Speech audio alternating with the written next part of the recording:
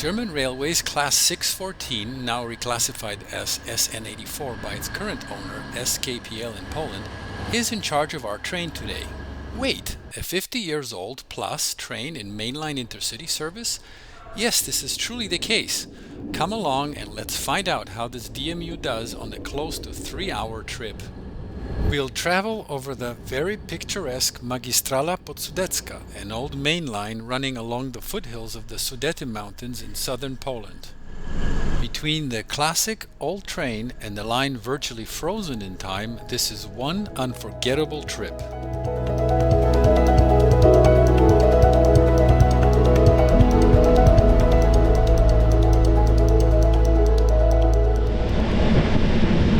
In July 2023, I needed to travel between Opole in south-central Poland and Kłodzko, further south and west from Opole, and fairly near the country's border with the Czech Republic.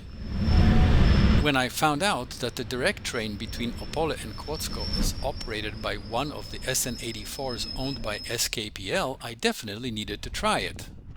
In addition to the very interesting DMU, this train also ran over the southern main line in Poland, a line that was an important trunk route before the end of World War II, but has languished since the turn of the millennium.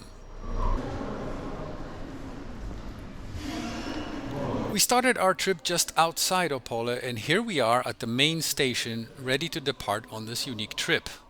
Opole Główne is an island station with a tunnel under the northern tracks leading to the main concourse. Here you'll find the staff ticket offices, a few automated ticket machines, a couple of food outlets, luggage storage lockers, and a waiting room, and of course, restrooms.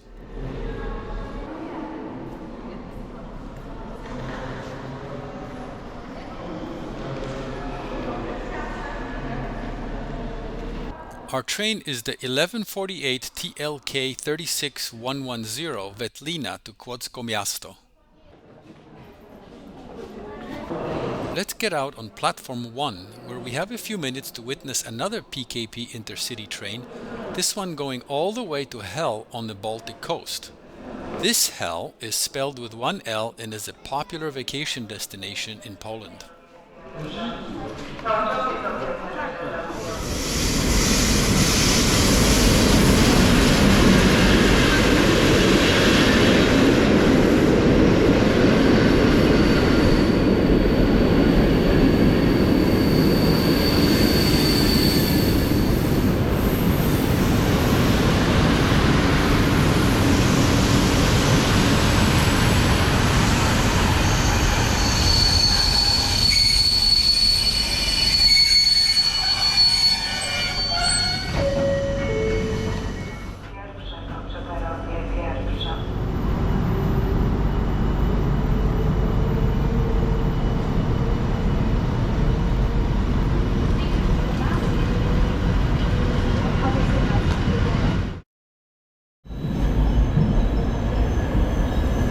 Our train is arriving, the SN84-003 in its distinctive SKPL red livery that makes it easily distinguishable from PKP Intercity and Polregio trains. SKPL gives its train sets distinct names, and this one is called Żuczek or Beetle. It's time to board and proceed to our first class compartment.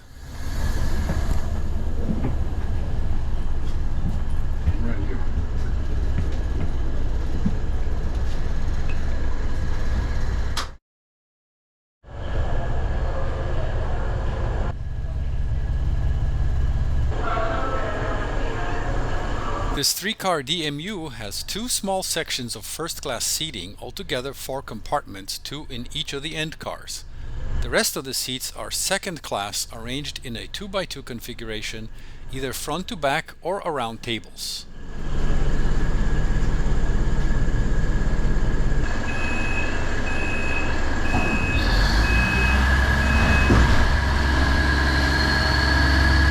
We departed Opole right on time, and I must say the timekeeping on this train was excellent. All stops were on time, including the arrival in Kłodzko Miasto.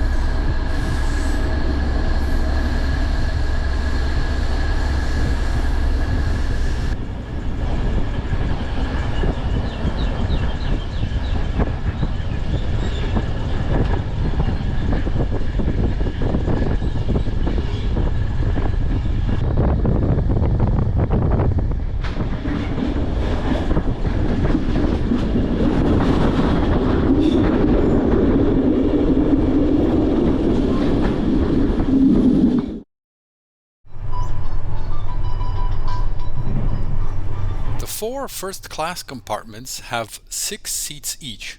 There's a decent amount of space and the seats are quite comfortable. I could definitely travel here for long distances. I'm not a huge fan of the red color scheme, but overall this is a very nice and cozy space.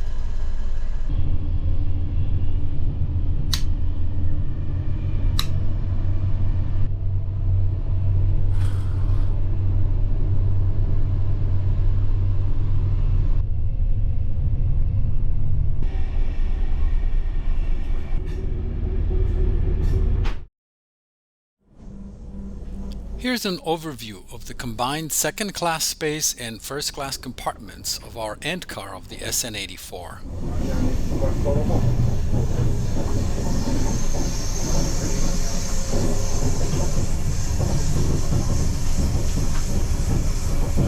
The line becomes rural right outside of Opole and remains so all the way to Kłodzko.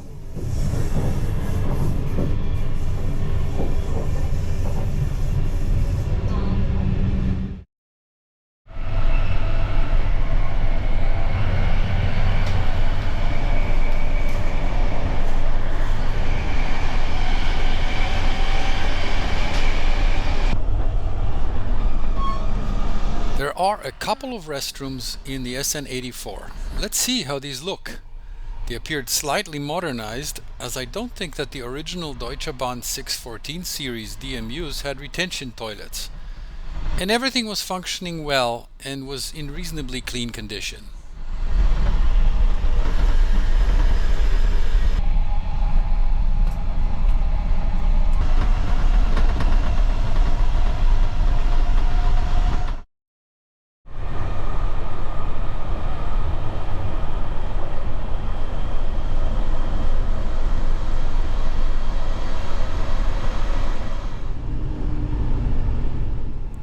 Even though the SKPL branding cannot be missed on the inside and outside of the SN84, there's plenty of evidence of German ancestry that can be found throughout this DMU. There is even the unusual door opening system for each entry door in the consist that is original to this train.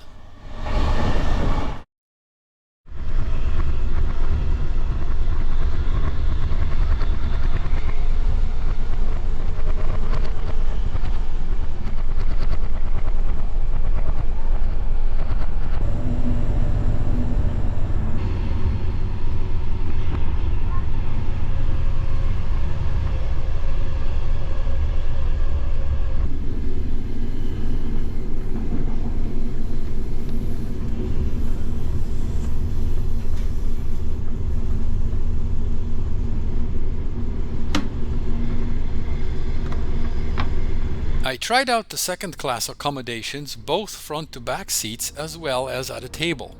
The table with 4 seats is actually quite good.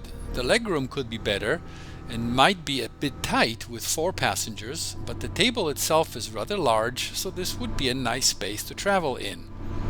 There is a small trash bin, but otherwise no other more modern features such as window blinds, Wi-Fi, power sockets or seat recline.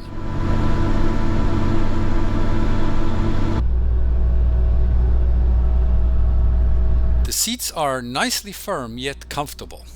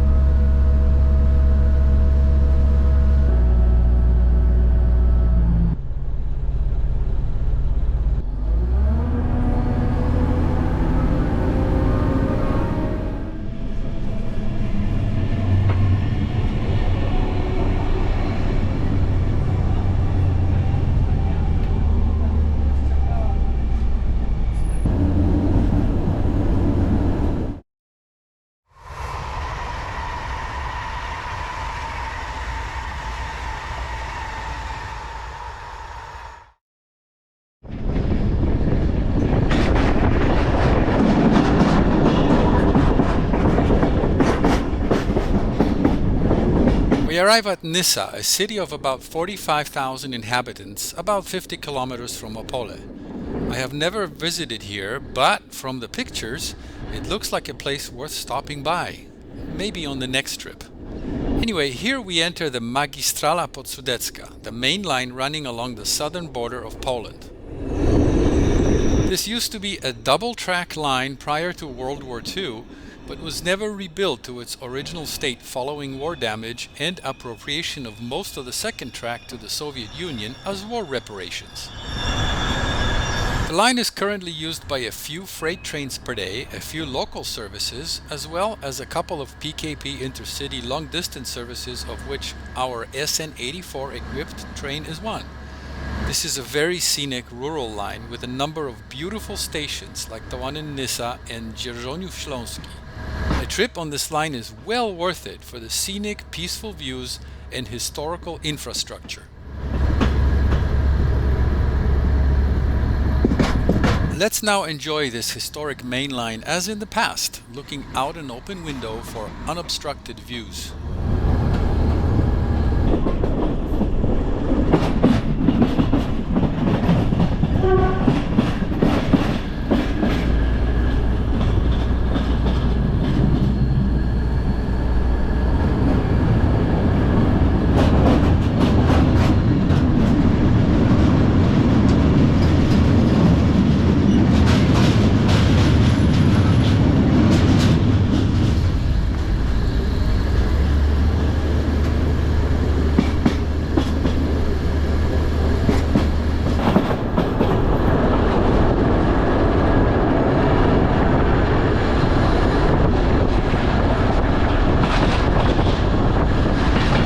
As you might have noticed, this is not a very speedy train. At this moment, we're not even at 70 kilometers per hour.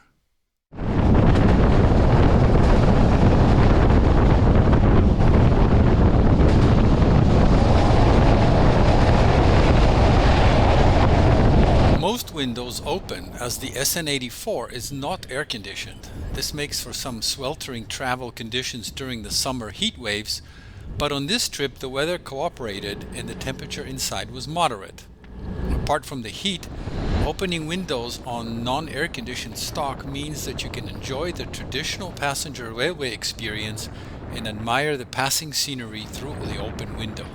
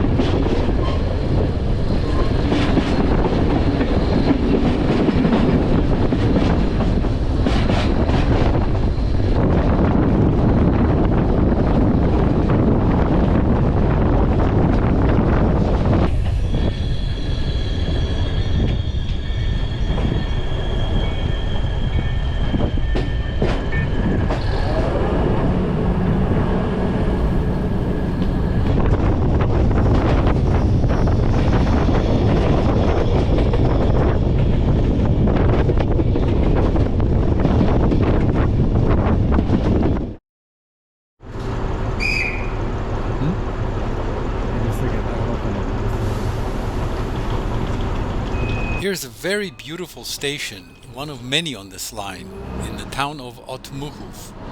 It looks to be in excellent original condition.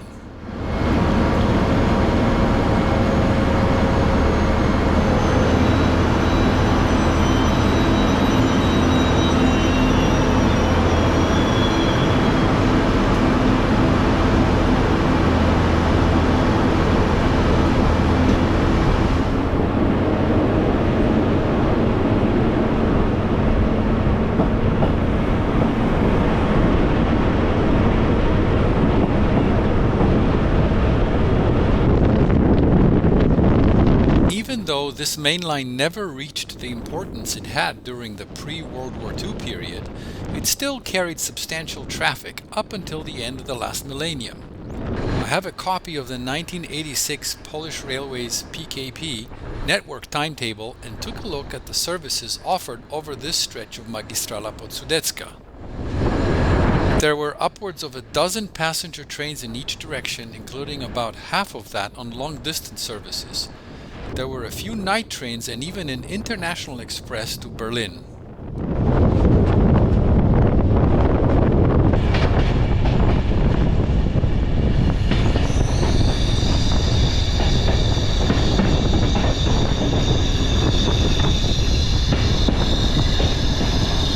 We arrive at Kamieniec-Ząbkowicki, where our train joins the electrified main line from Wrocław to Kłodzko and then onward south to the Czech Republic and Prague. Soon after, we stop at Kłodzko Główne, the main station in the city of 26,000 inhabitants. The better stop to alight is Kłodzko Miasto, which is much closer to the historical center of the city, where we're heading today.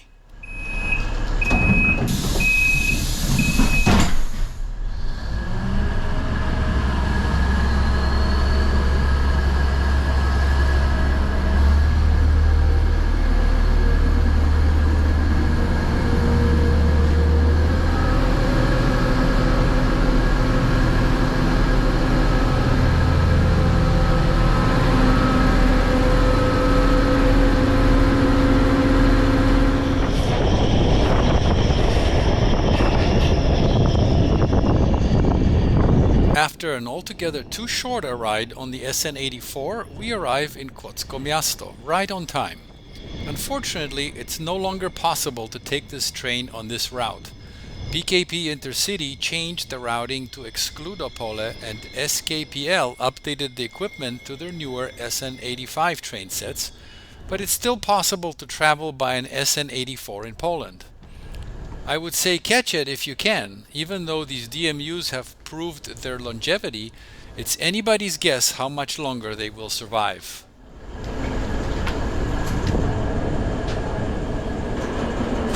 Well, this was one great trip. It's getting rare to be able to experience a historical railway in a well-upkept vintage train.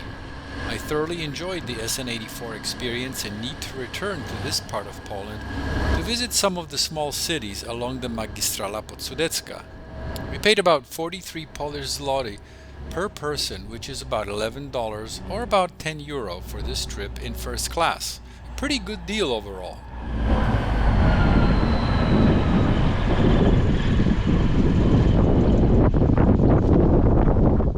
I leave you with a few parting clips of Kłodzko from a prior trip. If you come here for a visit, make sure that you take a tour of the Kłodzko Fortress, or Twierdza Kłodzko, a massive defensive fortress with a history that goes back 1,000 years. Thanks for watching and see you in the next video.